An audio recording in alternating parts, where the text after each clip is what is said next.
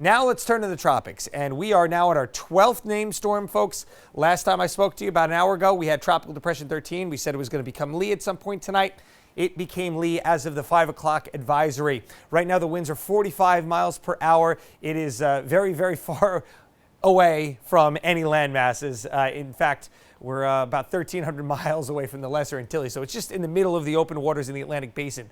But it is going to very likely become a strong hurricane by the weekend. You can see here, tropical storm, Cat 1, Cat 2 by Sunday, Cat 4 with nearly 150-mile-an-hour sustained winds. It doesn't really interact with any land either. It goes north of St. Martin, Puerto Rico, Dominican Republic, staying in those warm waters. And one of the biggest reasons why it's going to intensify how rapidly it does and how high it does is because there's just no wind shear in its way. So it's a very favorable environment for this storm. Now, the certainty is excellent. Look at how tightly wrapped the spaghetti miles are as it begins to go again north of the Lesser Antilles and Puerto Rico.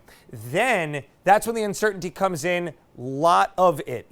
Does it curve out to sea? Does it come close to the eastern seaboard? It all is going to depend on if there's a trough that comes through next week. So what we know, it will become a strong hurricane. What we don't know is it is going to approach the East Coast, and what will it do beyond that? That's what we don't know. So again, we're going to be bringing you much more on this situation coming up in the coming days and into next week. So stay with us here at ABC6 for all the latest.